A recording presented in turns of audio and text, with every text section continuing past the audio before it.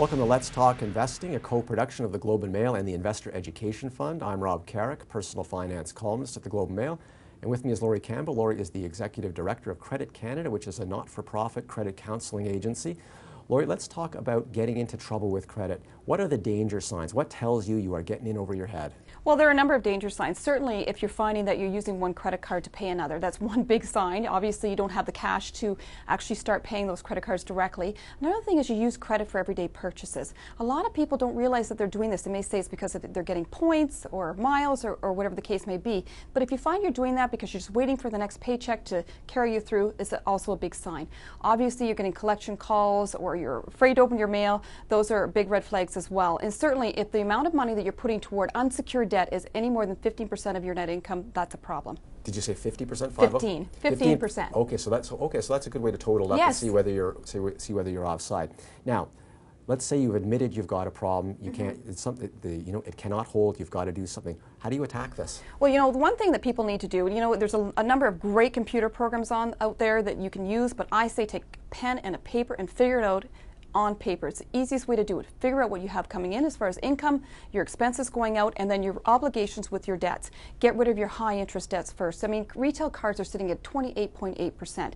Get rid of those. You shouldn't be carrying a balance on retail cards at any rate. Pay those ones off first? Pay those ones off first. Always making your minimum payments at the very least, or the obligated amount that you're required to pay on your other debts.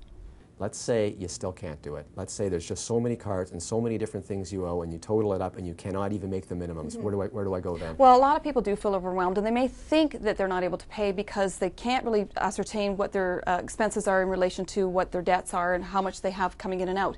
Credit counseling, not-for-profit credit counseling services are a great place to go. The counseling is free. The counselor can take a look at your full financial situation, offer suggestions, find a better way out of this that may not result in you struggling the way you have it in the past. How do I find a credit counseling agency? Every community has credit counseling services. There's 2 different websites that can be checked out to find out information on credit counseling services. And all you really need to do is Google not-for-profit credit counseling agencies, and you'll be able to find lists. How do you charge for your services?